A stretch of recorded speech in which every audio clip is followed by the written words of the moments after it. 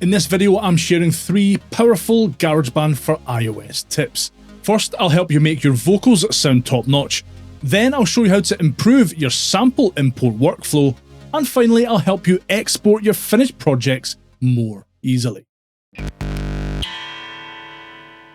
The first thing you need to do before adding pitch correction, or extreme tuning as Apple call it, is to identify the key of the project you're working on.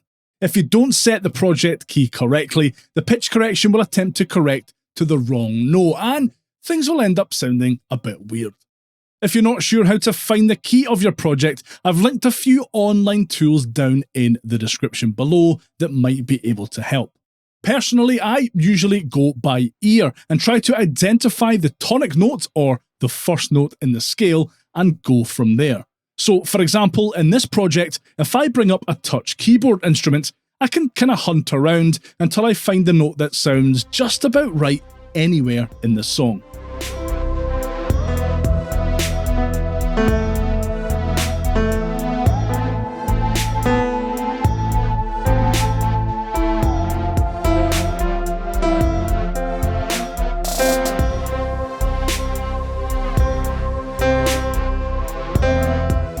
C is the tonic note here, so the project is in the key of C.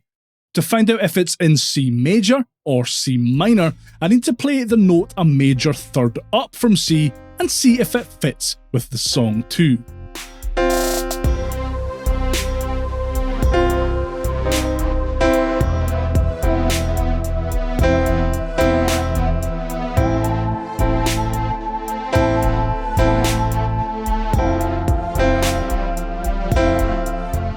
Which it does, so the project is in C major.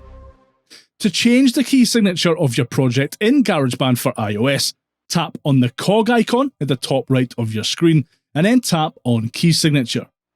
GarageBand defaults to C major, but you can change the key of your song and whether it's major or minor here. Having the Follow Song Key option toggled on will change any touch instrument recordings in your project to the key that you define above.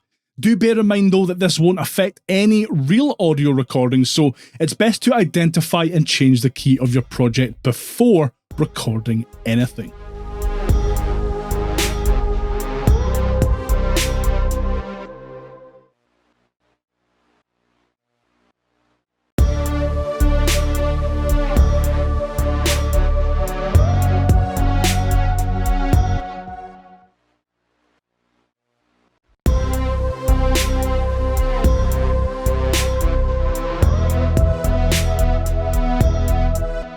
With that out of the way, you can either record your vocals with pitch correction applied to them, or apply the effect to your recording after the fact. In this project, I have 2 vocal tracks recorded, a main vocal and a falsetto double of the main vocal. Here's what the dry main vocal sounds like. You need to change a different view. If I open the audio recorder settings, several of these vocal presets have a pitch correction control present. If I turn off the rest of these controls and then add a little pitch correction to the vocal, you can hear how that subtly affects it. You need to change a different view. You need to change a different view. And if I crank it right up, you can hear the more dramatic, robotic effect. You need to change a different view. I'll probably want to keep the pitch correction dialed back a bit on this main vocal. On the falsetto doubled vocal though, I do want to have a slightly more dramatic and obviously auto-tuned effect. You need to change a different view. Need to change a different view. Here's how they sound together and with the rest of the tracks in the project added. You need to change a different view. Turn the same old into new. You need to change a different view.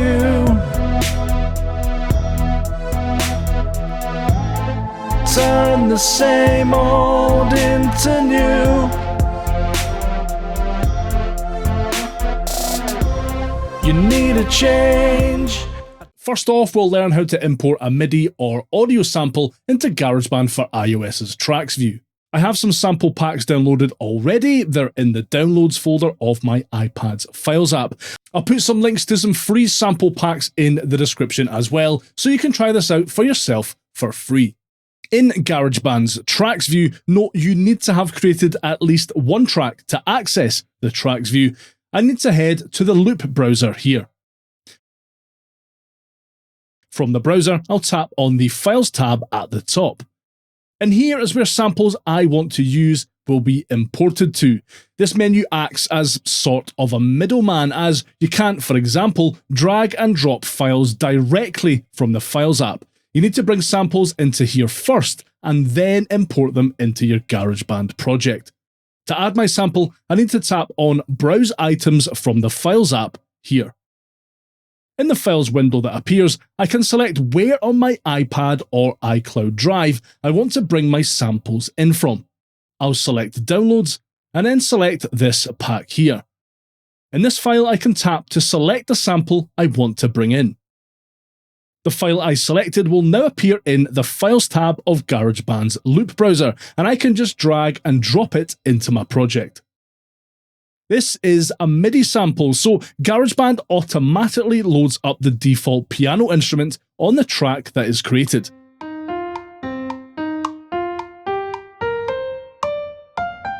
But I can change the instrument here to whatever I want.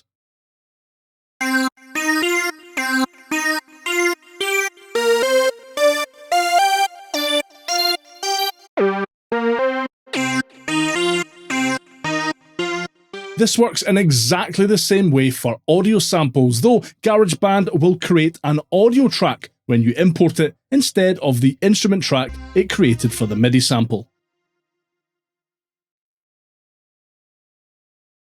Adding audio samples to GarageBand's sampler in order to play them works in a very similar way. From the instrument selection screen, I need to select Sampler from the keyboard menu. Next, I need to tap on the currently loaded sample, and in this menu, on Import. The same menu we used before pops up, and I can select to import Apple loops to the sampler, any non-copyright protected and locally stored songs from the Music app, or the Files tab, where again, I need to tap on Browse Items from the Files app to access my samples. Just like before, I'll tap on Downloads, find the pack I want, and select the sample to bring it into the Files tab. Once it's here, I then need to tap on it and it will be added to GarageBand Sampler.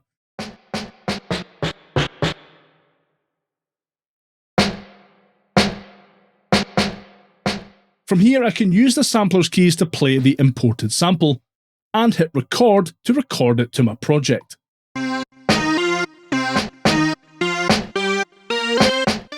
To do this workaround, we're first going to export our song as an uncompressed WAV file from GarageBand, and then use a free and completely legit file converter to change it into an MP3 file. First off, here is the song that I want to share. The first thing I need to do is tap here on the My Songs button. I'll be taken to the Recents tab, and the song I was just working on is right here. If I tap on and hold the file, this menu pops up. I want to select Share here. In this menu, I can choose to share the song as an audio file, ringtone, or as a project file. I want to share as an audio file, so I'll tap on this option. In this next menu, I can select the quality and format that the file will be shared in. The low quality to highest quality options will share the song as a compressed M4A file. This is actually really similar to a compressed MP3 file, it's just Apple's own proprietary file type. The Apple lossless, AIFF and WAV file types are also really similar to each other in terms of quality and file size. To keep things simple though, I'll select WAV here as it is by far the most commonly used uncompressed audio file type. With all that done, I can hit Share. In this menu, I can choose where the file will be shared to. I'll select Share to Files so that it's easy to find when I come to convert it to an MP3 file. The song will export, and then I have the option of where in the Files app to save it. I'll choose to save it to my iPad. I can also rename the file at this point at the bottom here. Now that that's done, I'll jump over to my iPad's web browser for the next bit. I'm using Safari here, but whatever browser you're using will work too. If you search Wave to MP3 Converter in your search engine of choice, you will get thousands of options. Personally, I like Convertio.co as it's quick, free and easy, but whatever service or site you want to use will probably be fine. Just make sure that you're not paying to convert these files, as there are lots and lots of free sites out there. In Convertio.co, I need to tap on the Choose Files button, select Choose Files from the menu, and then the WAV file I want to convert is right here. When I tap Open, the file is added, and I can choose what file format I want to convert it into here. MP3 is obviously the one we want. I'll hit Convert, and within seconds the file is converted and I can download it.